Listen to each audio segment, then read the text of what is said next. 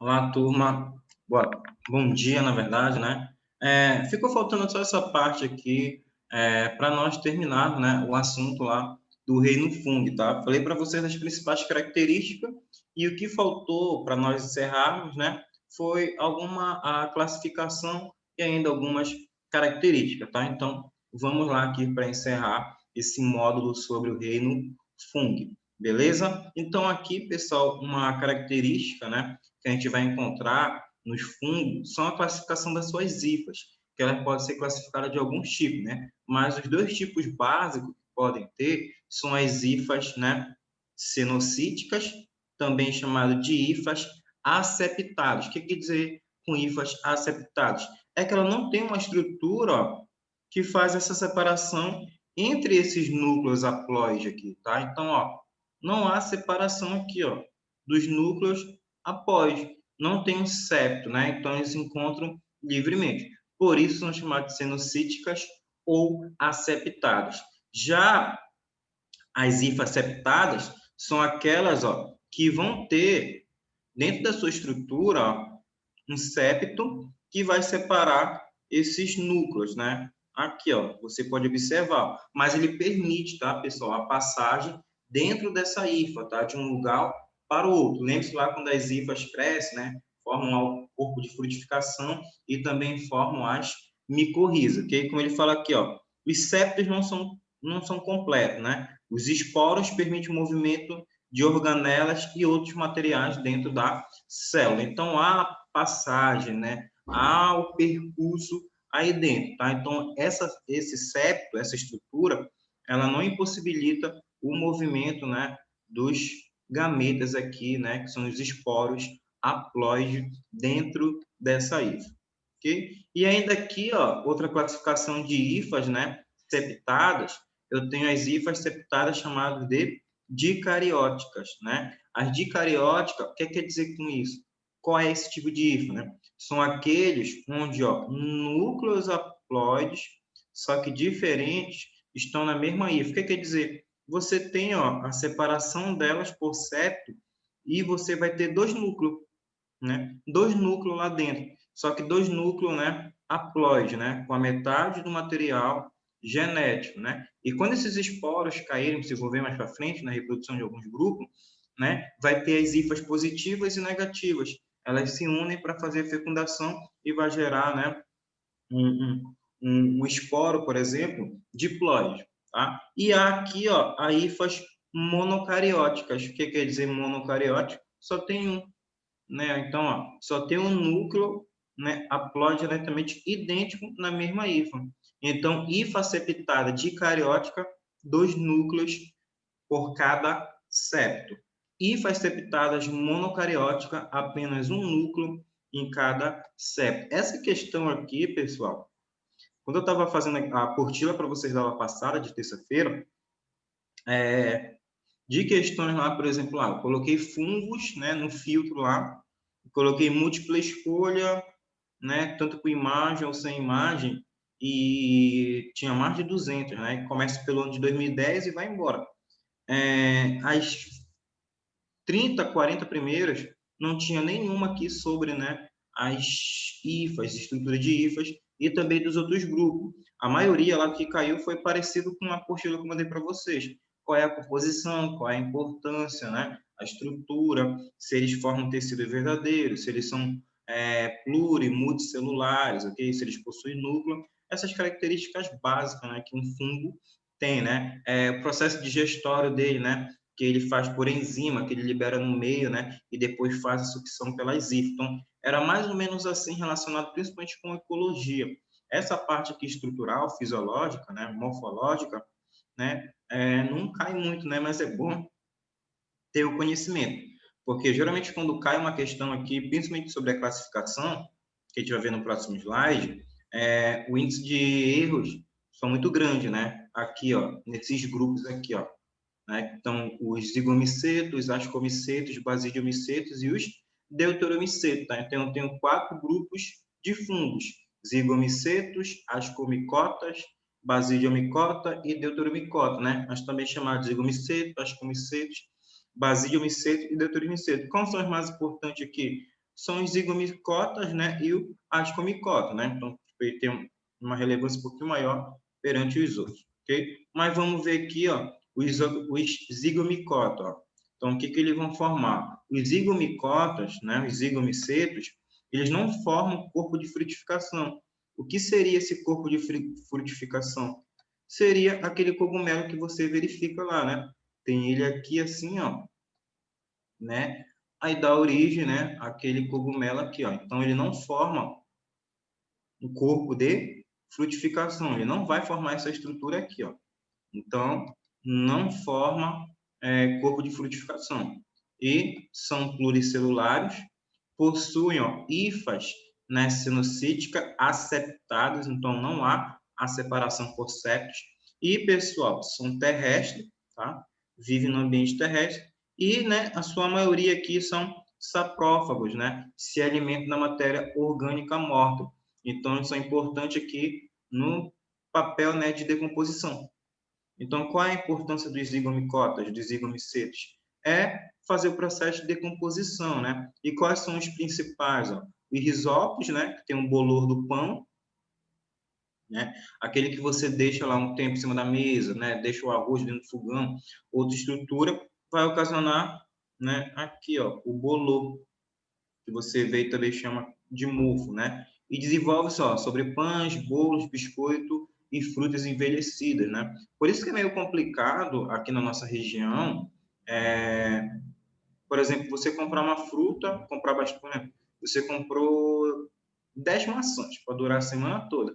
Aí ou você deixa na geladeira, né, com aqueles esqueci o nome, aquele recipiente que você tira o ar e ele fica todo lá conservado, né? Você tira de um plástico, deixa dentro do plástico, né? Que tira todo o ar e ele presta. Agora, se você deixar em cima da sua mesa lá na cozinha, você tem lá o que comer, né?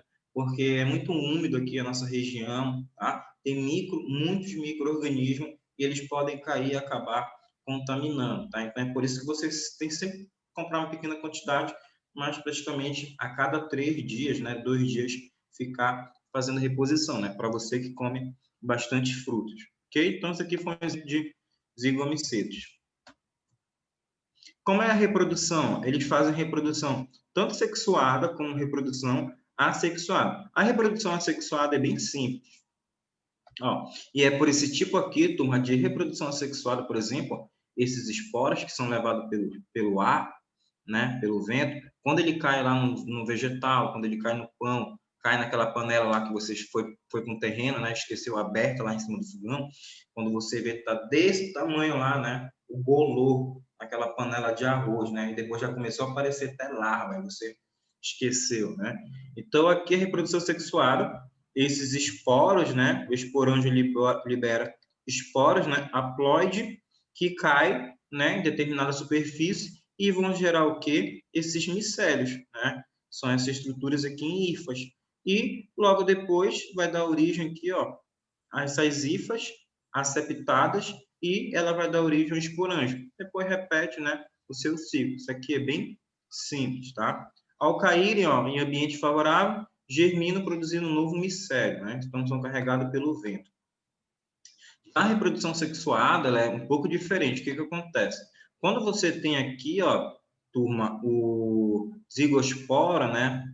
Essa parte aqui do esporângio também, na verdade, né? Você tem um esporângio aqui, ó. Esse esporângio, ele é diplóide, né? Ainda aqui, ó, né? Ele vai ser diploide aqui, né? Até ele sofrer meiose e liberar esses esporos, ó. Quando ele libera os esporos, esses esporos aqui são haploides, tem a metade do DNA. E esses esporos, turma, aonde eles caírem, eles vão dar origem a duas hifas. As hifas positivas e as hifas negativas, né? Então, aqui, ó, hifas, né, do sexo negativo e hifas do sexo positivo. O positivo e o negativo não se atraem, por isso que elas são positivo e negativo. Vamos supor que aqui tem um pão. Aqui tem um pãozinho, né? Um pão de formazinha, né? Aí um caiu, o negativo caiu aqui e o positivo mais aqui em cima. E eles vão aqui, turma, um em direção ao outro. Tá? Eles vão se procurar, eles vão se atrair para fazer a reprodução sexual, como está aqui na imagem. Então, as hifas positivas e negativas, elas vão ao encontro, dando origem, né? Como elas são haploide, ó, elas são haploide, elas vão dar origem, tá, a uma estrutura aqui, ó, que é o zigosporo, é o que mais cai em questões, tá? Vou ver se mais para frente eu passo uma para vocês. O zigosporo, né, ou zigosporângio, ele é, ó, diploide, porque ele deu origem a partir aqui, ó, de hifas positivas e negativas haploides, olha aqui, ó. Tá? Então, ele foi originado a partir dessas hifas haploide. Como você une um haploide com um haploide, você dá origem a um embrião diploide. Esse embrião diploide, quando ele quiser liberar os gametas para produzir o gameta, tem que sofrer meiose. Né? Você sabe que é para reduzir o número de cromossomos. Então, quando ele sofre meiose, ele vai passar de diploide para haploide, liberando os esporos e assim desculpa, tu querer lanchar e gravar a aula da nisso, né? Você fica com soluço. Ok? Então, à vontade, ela fala, não vou fazer isso. Aí manda lá, professor. Olha, coordenador, o professor deu um arrotão aqui, né? Então, tá? Para você entender que é bem simples, tá, pessoal? É só você saber, ó, que vai ter a fase diploide e a fase haploide, tá? Então, quando tem a fase haploide, é porque tem que unir essas hifas positivas e negativas. Quando você une as hifas positivas e negativas, você dá origem, né, àquele embrião, né, que vai ser diploide, que é o zigosporo, né, zigosporângico. E esse zigosporo, né, ele vai sofrer meiose para liberar os seus esporos haploide para cair no solo e dar origem a hifas positivas e a hifas negativas. Ah, professor, se ele cair no chão, ele pode dar origem só a hifas negativas? Pode, mas geralmente no caso ele dá origem, tá? Como são muitos esporos que ele libera, vai ter negativo e positivo, né? Muito difícil, muito raro de acontecer de cair somente esporos de positivo ou negativo, né? Geralmente são os dois, ok? Então, essa aqui foi uma característica dos zigomicota, né? Os zigomicetos. O ascomicotas, olha aqui as estruturas deles, como eles são parecidas também, né, com o cogumelo, só que eles são um pouquinho diferentes. Eles não formam totalmente lá aquele chapéuzinho, né? Eles são mais abertos. Você já deve ter visto um desse aqui no ambiente. E também eles são encontrados de formas unicelulares. Ó. Então, os ascomicotas, diferentemente dos zigomicotas, eles já são unicelulares. Então, eles podem ser encontrados de duas características tanto unicelular, né, com uma única característica de célula, ou pluricelular, né, mais diversificado, com mais características. E eles formam o corpo de frutificação, tá? Então, eles vão formar lá aquele corpo de frutificação que você viu aqui, ó, na imagem anterior. Ó. Então, ele irá formar aqui, ó, corpo de frutificação, né? Ó. Então, ele está formando aqui, ó, tá? Este corpo de frutificação. Só apagar aqui e voltar para lá. Beleza? Tá? E os unicelulares são representados pelas leverduras, né? Saccharomyces cerevisiae, ok? E alguns são comestíveis, como as trufas, né? Valor econômico muito caro, falei na aula passada para vocês. E alguns são utilizados na indústria de bebidas alcoólicas, né? Saccharomyces cerevisiae, né? No processo de fermentação. E quais são os principais representantes, né? Você tem trufas, você tem aqui a penicilina, né? Antibiótico, a outra penicilina aqui, o queijo camembert, né? Você tem o Roquefort, você tem a Saccharomyces cerevisiae, né? Que foi a produção de bebidas alcoólicas, ok? Então, tem diversas características, tá? Nestes ascomicotas. Então, eles são importantes economicamente, industrialmente, meu Deus, me deu um branco aqui, né? Tá, no mercado farmacêutico, né? Me fugiu a mente aqui. Beleza? Eu estava gravando uma outra aula, né, sobre sistema digestório e a cabeça está bugando aqui. Beleza? Então, eles são de valor, né, econômico bastante importante. E aqui, turma, a reprodução deles, dos ascomicotas, sua reprodução sexuada, é parecida aqui, ó, com a reprodução sexuada dos zigomicetos. Por quê, ó? Você vai... Ah, eu pulei a sexuada, mas deixa eu ir para aqui para a sexuada, já que eu pulei uma. Na sexuada, turma, acontece aquele mesmo processo lá, que quando você tem, ó, as hifas férteis, e essas hifas férteis são diploides, o que acontece com essas hifas férteis que são diploides?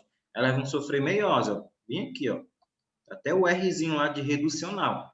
Já que elas são diploides, elas precisam produzir, né, gametas haploides, ok? Então, quem são esses gametas haploides que elas vão produzir? São os esporos. E esses esporos, né, aonde eles cair, eles vão se germinar e desenvolver. Eles vão se germinar em quê? Formando hifas. E essas hifas, né, elas têm o lado também positivo e negativo, né? Que você vai ver aqui, ó, o micélio primário, ou pode ser chamado também de micélio primário, né? E esse micélio primário, como você está vendo aqui, né? Azul menino e rosa menino, né? Então você está vendo aqui. E o que acontece? Eles vão se fundir, né? Então eles se unem para o quê, turma? Aqui, ó, o micélio secundário, que vai ser o micélio, o quê, turma? Diploide, né? Onde ele vai dar origem aqui, ó, a micélios, a hifas diploide, né? Porque vai ter a fusão desses gametas aqui, ó, né? Você vai ter a fusão aqui, ó, dos gametas, né? Haploide para formar um diploide.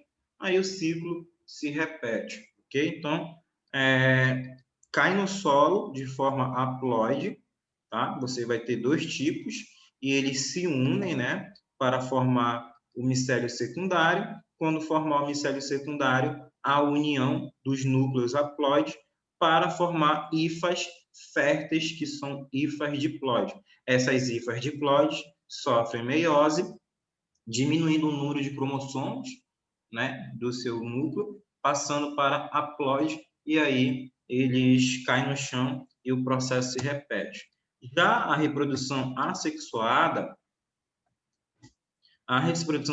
diz aqui, ó, vai acontecer principalmente aqui, pessoal, em levedura, ó, né, que forma broto, né? Então o núcleo dele vai se dividir, formando um broto, e esse broto, onde ele cair, ele vai germinar e dar origem, né, a uma nova levedura, tá? Ele é idêntico. Isso aqui, para o fungo, não é tão vantajoso, tá, fazer essa reprodução sexual. Caso haja mudança no ambiente, ele pode sofrer, né, sérias consequências, né? Ele pode ter prejuízo para o seu desenvolvimento e sua sobrevivência no ambiente. A reprodução sexual é mais vantajosa, tá? Ela não vai dar tão origem assim, por exemplo, com uma quantidade, por exemplo, de brotos que pode ser mais rápido, mas ela vai dar, né, características com mistura de material genético, né, de diferente. Pode acontecer, viu? Você pode ter um fungo aqui, um fungo ali, e os seus esporos caírem, né?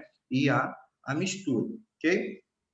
Basidiomicotas, né? Que são os basidiomicetos que formam os cogumelos, pessoal, tá? Né? Podem ser de valor, podem ser comestíveis, né? Podem causar problemas alucinógenos, né? Entre outras coisas, né? Você tem cogumelo, você tem aquela orelha de pau, né? Algumas pessoas acabam arrancando, né? De tronco, né? Forma um corpo de frutificação, né? Denominado basidiocorpo, mais popularmente conhecido como os cogumelos. Alguns eliminam substâncias mal cheirosas, né? Com odores, para atrair insetos, os quais dispersam seus esporos, né? Então, somente o vento não ajudá-lo a fazer esse processo de espalhar esses esporos, ele pode atrair, ok, determinados insetos para ajudar a espalhar seus esporos, né? E alguns cogumelos possuem substâncias alucinógenas e são utilizados por tribo indígena em rituais religiosos, né? Então, não é por aí você vai chegando e comendo qualquer cogumelo, né? Eu estava assistindo um tempo desse, Vic, né? Acho que é para a idade de vocês, né? Mas ela é maior de idade, né? Acho que é 16 anos, classificação 16 ou 18, eu acho. Mas acho que é 16. Ah, eles tinham um ritual lá, né? Os Vic, né? O Ragnar do notebook, né? Ele Eles consumiam bebida alcoólica, né? Era vinho, consumiam tipo de cerveja lá também que eles faziam, através de fungo, e eles comiam o fungo, né? E eles ficavam meio que doidos, né? E tal, na vibe lá. Aí eles começavam a enxergar os deuses, né? Aí eu fui pesquisar mesmo se isso era verdade e era, né? Eles utilizavam mesmo, eles comiam, né? Que era para ver, para enxergar, né? O seu Deus, ok? Para ir para Valhalla, né? Que eles falavam lá. E aqui, ó, tem alucinógeno, conhecido, né? Como champignon, e você tem a orelha de pau, né? E a reprodução, pessoal, como é que ocorre? Também a reprodução sexuada, ó, parecida. Você vai ter aqui, ó, o zigosporo, fica aqui embaixo, tá? Desse corpo de frutificação aqui, ó, do chapeuzinho. Esses zigosporos, eles são diploides. O que que eles vão sofrer? Uma meiose. Quando eles sofrerem meiose, eles não vão ser mais diploides, eles vão ser o que agora? Ó, haploide. E como é chamado? É chamado de basidiosporo. Então, ó, quando você tem lá os esporos em forma de diploide, né, que são chamados zigotos, né, os seus zigotos e zigosporos são diploides. E eles vão formar depois os basidiosporos. Esses basidiosporos, eles vão cair no solo, em determinado local, que vai acontecer? E você vai ter de dois tipos, né? Eles vão germinar e eles vão ao seu encontro, né? Um com o outro. E o que vai ocorrer? Ó? A fecundação, ó. A fusão dos seus micélios. Quando ocorrer a fecundação, né? Quando ocorrer essa fusão, cada um vai passar o seu material genético para o outro, né? Então vai ter lá, eles se ligam pelo micélio, onde um passa os seus núcleos para o outro. A partir daí, essas hifas, né, que são do tipo aqui, ó, dicarióticas. Por que dicarióticas? São aquelas hifas septadas dicariótica que tem dois núcleos diferentes, né, como a gente viu lá no início agora da aula. Dois núcleos diferentes. E a partir daí, esse micélio, essas hifas, começam a crescer seu corpo de frutificação, né? Começa a se espalhar pelo solo para sustentar e depois começa a crescer para cima para fazer o corpo de frutificação. Aí, como ele já é diploide, porque ele tem dois núcleos diferentes, ele vai começar o seu processo novamente lá, sofrer meiose e cair no solo e depois fazer de novo a troca, né, de hifas e de material genético. E o Deuteromicotas, tá, pessoal? São fungos ainda que ainda estão em processo de classificação, tá? Eles não estão nenhuma das três anteriores. Então, descobrir um novo fungo, não tem uma característica específica. Onde a gente coloca um Deuteromicotas, né? O Deuterosmiceps. Então, é muito difícil cair perguntas sobre esses daqui, tá? E eles podem ser pluricelulares, tá? E eles são encontrados em diversos tipos de ambiente, tá? Então, era isso que eu tinha para falar para vocês. Essa parte aqui eu falei, né, na aula passada, decomposição da matéria orgânica, né, junto com as bactérias, eles fazem a ciclagem do nutriente, né, da matéria orgânica, transformando em inorgânica, valor gastronômico. Falei para vocês aqui também, ó, das principais micoses, né, candidíase, né, feira de pé, até passar outra imagem ali que é meio pesada, né? Claro, você já deve ter visto daí, né, mas só para passar, né?